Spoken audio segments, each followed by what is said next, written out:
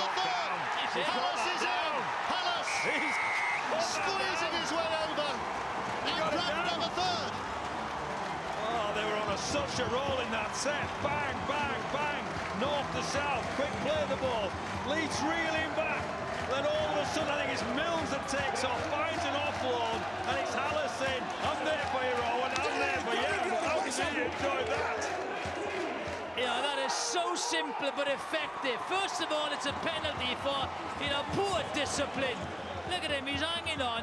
He's got his head into the neck. The referee's calling into a earpiece, get off. It's a silly penalty. Some magnificent drives. And yet, they create the numbers on the left-hand side, throws it to me, great support play. And he knows the conditions are wet, just go low and slide in.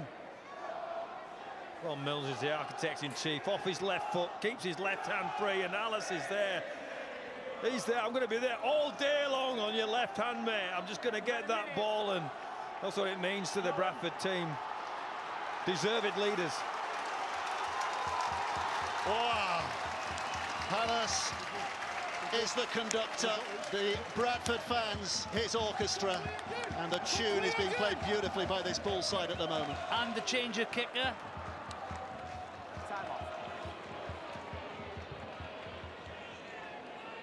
So how's this going to go? Right over the Black Dogs. It's a lead now. Mills, who made it, has finished it with an extra 2 points. And Bradford lead by 14 points to 12. Wow. Wow, indeed. On the back of Hallas here. His celebration thoroughly deserved. And do you know what? If you wanted one of those cup ties where he's a bit nervous for the overdogs and you want some underdogs, you've got it. And the crowd is just getting louder and louder because self-belief is getting bigger and bigger amongst the Bradford fans, many of whom have not stood on these terraces for maybe 5-10 years, who are back and enjoying the magic again. He's made a big difference, James Green. Since he's come on, he's put his hand up and taken the first ball up. He's made a big impact on this game. I think Crossley's done the same as well. If those two big blokes in the middle are giving Bradford the space to be on the front foot. That's it. Here's Lilly taking them on face to face. Some of his old mates are in there, but they're on the last. So what do they do here? Kick is high. Briscoe underneath it. Briscoe would have been nervous as he heard the thundering hooves as Foggy Johnston came his way, but he's taken it safely. But Leeds are starting from there, and they've got to get a play or two before they've got everybody back behind to play the ball. Well, Bradford have to be squeaky clean now. A couple of penalties from Leeds, as Jiffy's pointed out, have given Bradford the field position. And I'll tell you what, they've taken full worth for it. Lola will take it forward. Richard Agar in the shadows there, wondering about the enormity of the job he's taken on, albeit temporarily. Thrust into that coaching position. Can Leeds keep their nerve here and regather a bit of momentum? There's the kick from Sutcliffe, which is easily taken by Ethan Ryan. Just watch, it's very impressive how they change their tactics for the conditions. They went wide very early on to try and target the outside channels on the edges, and then once the down ball came down, straight up the middle, good organisation of the half-backs, and they've clawed their way back into to be in front in this game. So well, Dalton Grant's got through a bit of work in this match. They've made a change. Crossley's come off, and bouncing onto the field comes Ross Peltier. I think we'll see him try to make an impact very soon. Here he is, Peltier, first touch, big drive, leg strength, takes him an extra 5-10 metres. He'll take how many of them on as they want to throw at him. Look at that. Get off me, he says. I want to play the ball now. I've earned the right. Here comes Lilly. Lilly puts it high. Lola here has to switch directions. It's a long way from him. It's Briscoe who catches, and it's Bradford who are right back in his face again. Again, a good kick. Look where they're starting from. Move, Elliot. Back with me, Ross. Good lad, go.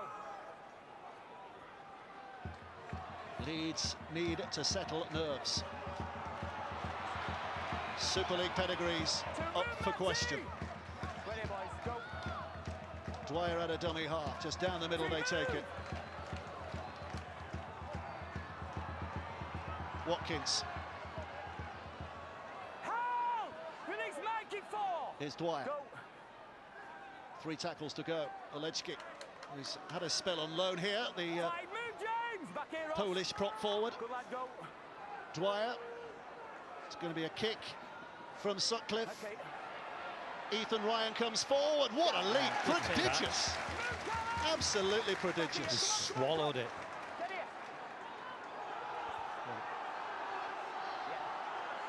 Surrender. Stand. 2. Go. Webster. Not that long ago, he was standing behind the line, nursing an elbow or a shoulder. He was. Move He Brad, was. Back here. No, he looks utterly indestructible. Play on. Play Good on. carry. Play on. Good play on. He's not tackled. He's not tackled. 4. Move Callum. 25 metres out. Good effort from Farrell. They're making so many meters, Bradford. It's so easy, isn't it? You know, it's just the line speed is gone. Matty Wildy on the field, that clean as shirt in a dummy half. That's a test at Lollahere, but there were Bradford chasers who was a penalty. obstructed. I thought that was good play by Briscoe first. I'll have to watch it to see if he, you know, if he stepped into the line of the chaser. But sometimes wingers have got to defend their full backs. Let's have a look. Yeah, he just stepped in front. He didn't need to do that. It's a stupid error once again. Just run in front of him, run at your full back. Don't change your angle of run. Make it easy for the referee. Leeds are under siege. And Bradford are having the game of their lives. This group of young players, and they're enjoying it even more. That's a try. It just got even better. They can't believe what they're watching. They've not seen anything like this in a generation. So far, so brilliant for the Bradford Bulls. Mikey Wood smashing his way over, and Bradford have daylight now between themselves and their opponents. Well, this is just an outstanding effort, not just from Wood, but the kick here. Briscoe, it's a penalty. Yep. And so you've got 6 more players standing on your own line here, and he's straight in front of the referee. That's dumb. But it gives them the field position. What a great camera shot we got here. What's Wood? He ain't going to be stopped in between there. Bang! Absolutely. Picked him out and smashed him over the line. Targets, you know, Brad Dwyer up a small man, one-on-one. Just watch on the try line. You can't hold him. Well, I think it was JP in the pre-match build-up, Jamie Peacock, and we'll just watch the kick here. Well, what's going on behind the sticks here? What kind of communication is going on there? Well, while we watch that, let's hear from a man of the moment. I think we're going to get a little more reaction down there on the field. As the kick goes over from Mill. Yeah, we're here with James Green, who's come on the field, made a real big impact. This Bradford pack is physical, isn't it? Yeah, we're just a big load of dumplings out there. We've got to carry hard. Just do our best. All the best. Apologies about that. Yorkshire dumplings. Big load of dumplings who've got Leeds in a stew. Brilliant, wasn't it? 20 points to 12. And Bradford are bossing it. Peltier. I think what we heard from JP, what I was about to say just before John Wilton got his great pieces in there about dumplings, was their Rocks and Diamonds Leeds. We've seen them be outstanding and look really threatening, but this last 15 and 20 minutes, Bradford have absolutely exposed their defensive frailties. Yeah, you know, Bradford don't want the half-time to come now. They're on a roll. Momentum is with them, you know, but you've got to look at the Leeds side, and they talk about, you know, Fern has been sacked and we owe it to him and all this. You know, they've got to show character, and they've got to go guts for that badge. It's a huge club with a great tradition. These players now have got to stand up and be counted for. You know, you can't blame everyone. You take responsibility. There's another penalty for a dangerous lift. Lifted his legs past the 90 degrees for our viewers watching at home. Conrad Hull lifts the legs of Ross Peltier above and beyond the 90 degrees. Let's have a look, see what's happened. It's a big call here. I think they go for the post. Conditions as they are, you know, they think it's going to be a tight game. So ever since he's taken the kicking responsibilities, he's looked confident. So, yep, stick 2 points on. Clock will run down. Well, this is Rowan Mills who's going to be taking this kick. 19 years of age. He's a swimming instructor in real life. John Keir there, his coach, is trying to persuade him to become a full-time professional next year. Too, I was surprised why he didn't start the kicking. He's looked the better kicker, and his strikes have been very, very sweet. You know what's going to happen now, don't you, Jiffy? He's going to miss. Yeah, I know he's going to miss this. Well done, Jeff. Stand, boys! Let's see what happens.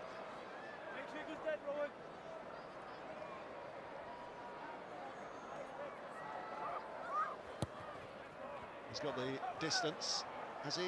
Oh, yes, just. Wow, over he goes. Yeah, I think he caught it a bit fat, as they say, but everything is going Bradford's way. Well, this is fairy tale stuff at Odson. They have been through 3 administrations and a liquidation. It's the film that Richard Curtis never made. But this is a fairy tale at the moment. A script they're writing for themselves. Leeds are in trouble. Bradford are in their pomp.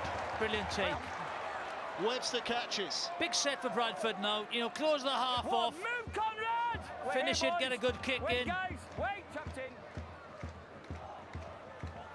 Everybody wants the ball. Everybody wants the ball. Wait here, Trent. Wait, boys, two. Lily at dummy half is loving it. Peltier couldn't get into the mix quick enough, and now he's in there. He's making a big impression. Go. Wildy.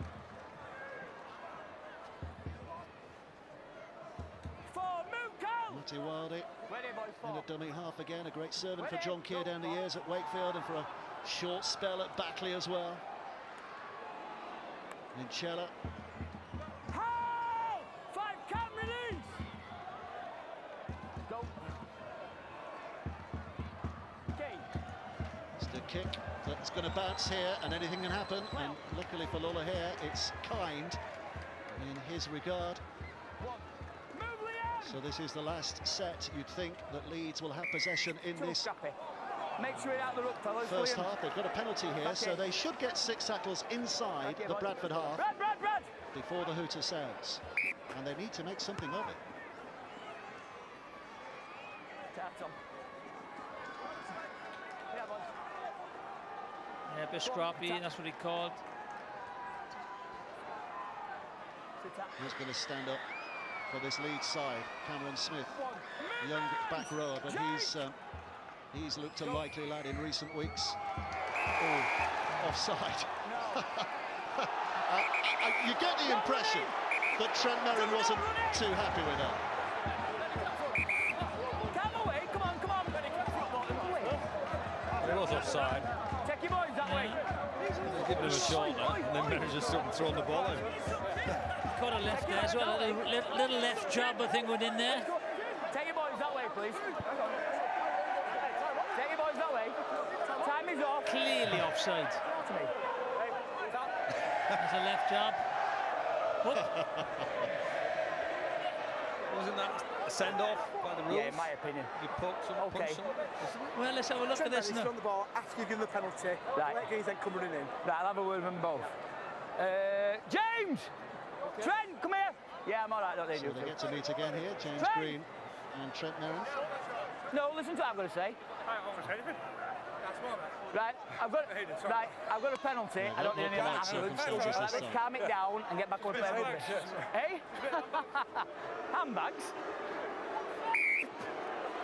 Where did that come from? It's good hit, though.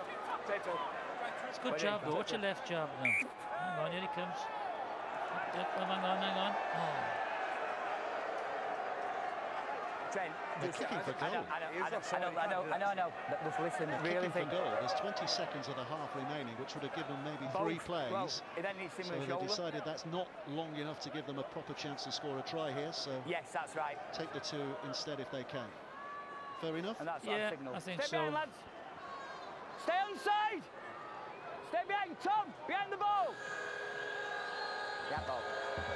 Well, a strange noise in the background will tell you that half-time will come the moment that this ball goes dead. The kick looks good, and it has gone over from Liam Sutcliffe, and it only puts a sticking plaster on the injuries that Leeds have suffered to their psyche in that first half. Bradford coming off as a team. They played as a team. They have been magnificent. 22-14, they lead at half-time. That has been extraordinary. Let's hear from Tanya down on the touchline. Steve Crossley, that couldn't have gone much better for you that half, could it? No, that's absolutely what the game plan that we're looking at. You know, we're working a lot around the middle. We're having success around there after a fast start from Leeds. So we just need to keep doing what we're doing now into the second half. Look after the first 10-15 minutes, and hopefully we'll come out at the end with a win. Seem to be enjoying the physicality of it. It's a derby, isn't it? So, you know, it's all about the physicality. You know, both sides are mixing it up a bit, but we're having a little bit more success. But we just need to do exactly what we've done just now. Thanks for your time. Let's bring in Callum Watkins. Callum, it seems to be the same old defensive frailties for Leeds. Yeah, we're not helping ourselves really. We're dropping the ball too much and giving them too much field position. You can't give anything that kind of field position. They're going to punish us. So we were disappointed with that D set. The first half was pretty poor for us, but we'll regroup at half time and get stuff right. And we just need to do the simple things right, and then we'll get ourselves back into it. Thanks for your time, Callum. Thank you.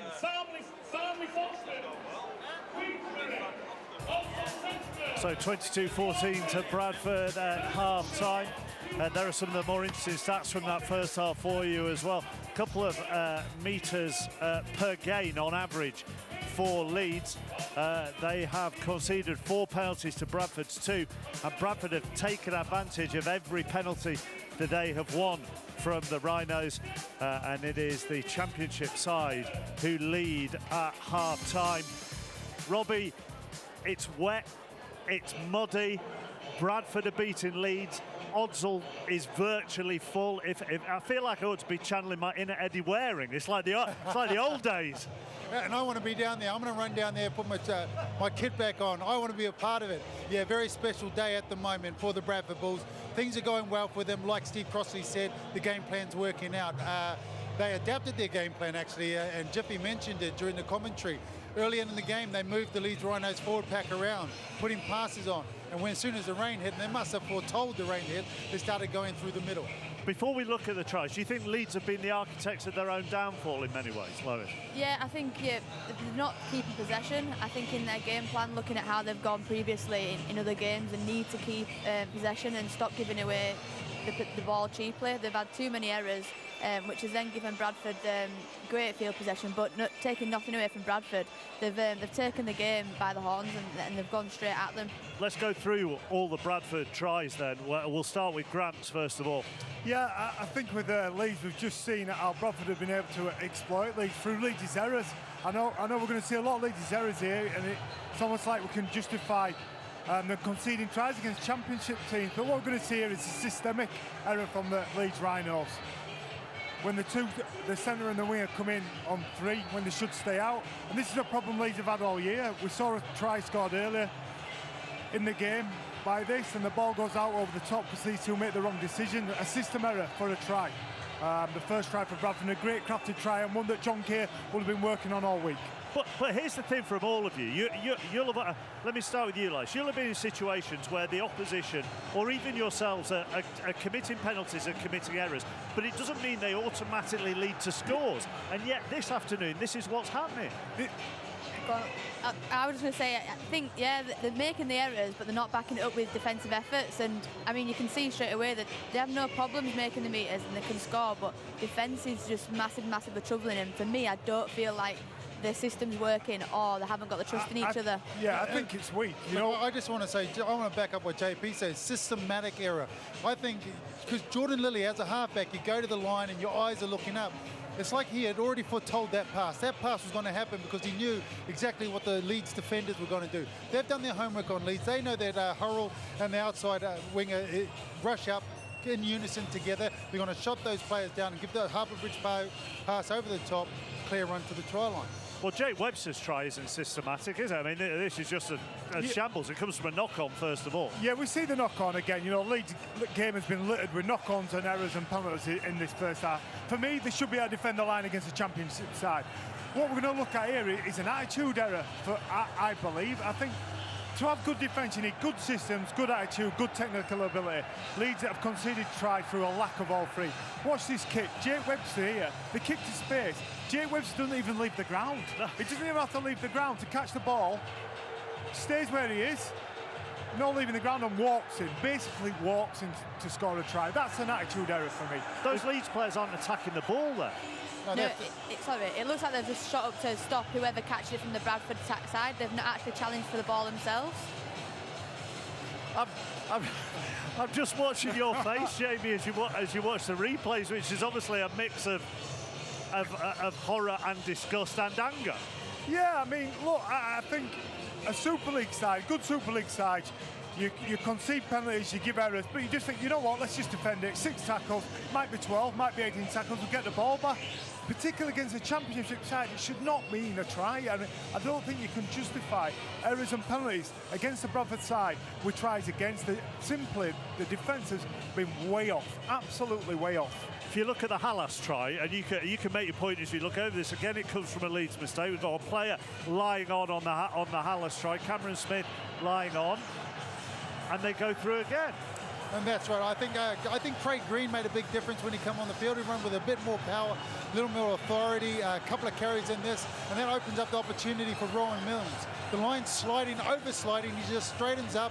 You can see the defenders are working hard, but they're overworking. They go past the defender, past the attacking player, which gives Hallas a clear run to the try line. And look, at certain times, the Rhinos are just making it too easy for the Bradford Bulls. And I think the way that they're playing got the last coach sacked. Does it say it's not the coach? The attitude needs to be fixed up with the players themselves. They need to make sure when the ball goes to, like in the second try that we were looking at with Jake Webster, when JP says it's an attitude thing, someone needs to put their name on it. Someone needs to go in there, leave the ground, own the ball and catch it. That's attitude. That's when everything's swinging right. At the moment, they need to fix that up. And I mean, the Wood try comes from a penalty as well, doesn't it? Do you think mentally Leeds, as soon as they give a penalty, are on the back foot and think they might concede? I think as a group of players, they're thinking, here we go again, potentially. I think we've all been in them situations in a game where it can be really a tough mental battle. I think at the end of the day, they can get results and they can improve on what they've done in this first half. We've just got to keep the ball. We can see that they're threatening with the ball, but they're going to have to cut out the penalties, the errors, and fix up from there. Yeah, look, I firmly believe when they give that penalty away that there is no one in that team going, look, let's just defend this, let's get on with it, we'll give a penalty away, let's defend it for our teammates, let's work together as a team. That, for me, when you're watching this, is not happening out there. Now, I don't want to take anything away from Bradford, because if we talk about attitude, then Bradford have come up with... Absolutely. They've had attitude, enthusiasm and energy in bucket loads, absolutely in bucket loads, and that's why they're in front, and they deserve to be in front because they've played exceptionally well.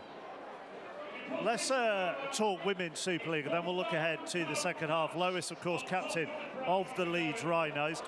We can take a look at the Women's Super League table, still in the early stages of the season. 3 matches so far. Castleford and St Helens are both unbeaten. Leeds tucked in 4th. Wigan just behind them in 5th. How would you describe the early stages of this season? I mean, are Castleford and Saints ahead of everybody else, or is it too early to say? On current games, yeah, they've got out the blocks exceptionally well. They come up against each other tomorrow, which will be a great contest because they're both undefeated so far this season.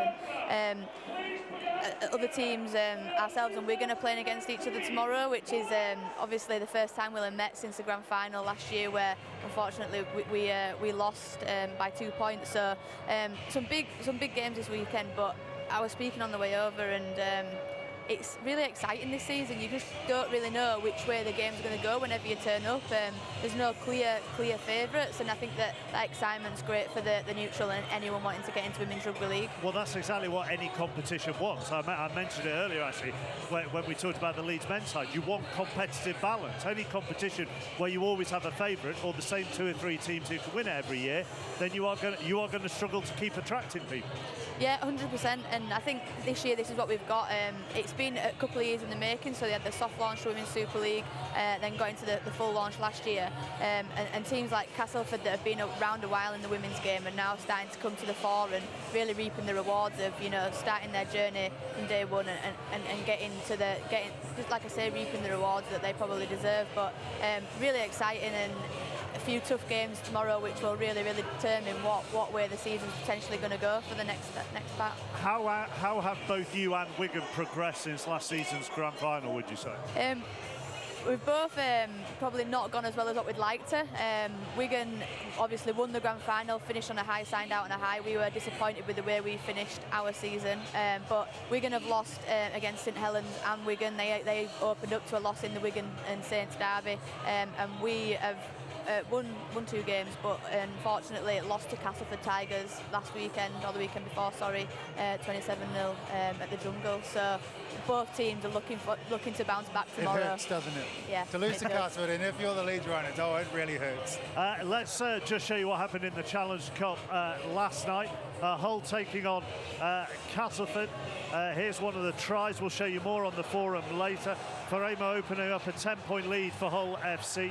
Second of 3 in the first half hour for the Black and Whites. Cass pulled one back before the break. A fourth Hull try from Mark Minicello settled it. Final score 28-12. Hull into the last 8 and on course for a third Wembley appearance in 4 years. Here are the latest scores from the games that are going on today. Tight one between Salford and Hull KR, just 6 points in it. Salford 18, Hull KR 24.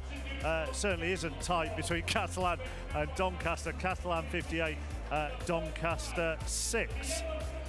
What does John Keir say to Bradford Bulls at half-time then? He says keep on with the system. Okay, keep doing what you guys are doing. Keep mixing it up. Keep taking it to them. We've got to put them under pressure. We've got to make them start doubting themselves. They've gone through arguably their worst season in the Super League thus far. Let's remind them about that, not by telling them, not by being overtly grubby, but doing it by putting them under pressure and keeping the game completely on their toes. As we get further into the second half, does the fact that some of them are part-time come into play here, do you think? I think so, but it will only do that if Leeds manage to complete the sets and take some energy out of them when they're running the big men at them. If Leeds want to keep dropping the ball and give penalties away, then it won't make any difference whatsoever. I think we saw that early in the first half. There were points where I were looking, Bradford was struggling to get back behind the ball. You know, the runners weren't turning up as consistently. They looked a little bit gassed, and I think that the only way that they got past that is from Leeds letting them off the hook with cheap errors. And that is a risk for the Bulls when they played Toronto, who were a full-time team last week. It was the last 15-20 minutes of the game where Toronto pulled away from the game. So I'm sure John would have spoken about that, and he'll be probably been strategically thinking about his subs in this second half, how he uses them and when he uses them at the right time. For all that they have some part-time players, they've also got experience in there as well. You know, that shouldn't be forgotten here. Yeah, they've got some ex-Super League players in there. They've got some quality within there, and that's the reason why they're in front. James Green came off the bench, made an impact. He's an ex-Super League player. My worry is with the Leeds. You know, what are Leeds going to do when they come back out there? They had a blueprint at the beginning, run hard, let Brad Dwyer run out of dummy half, make more metres than their opposition. If they want to get back in the game, they need to do that. It's more a mental thing, isn't it, for Leeds?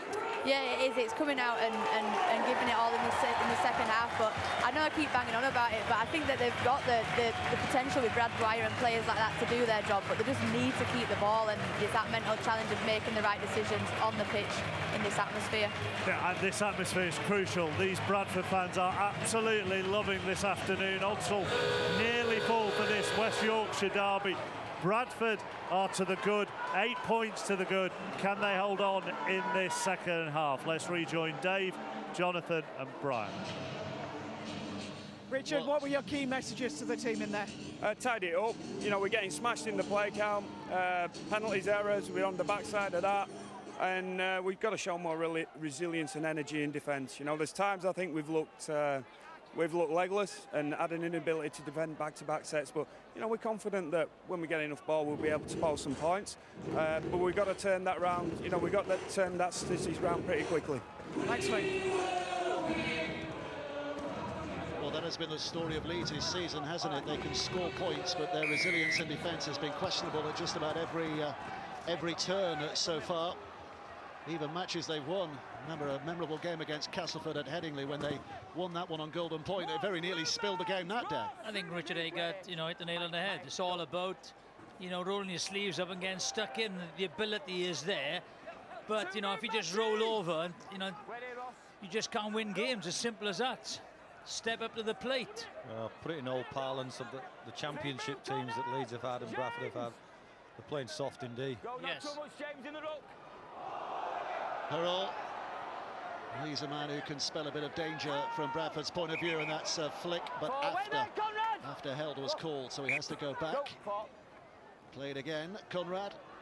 Back towards the middle is Cuthbertson. And Lee looking for a way through here. I think they've got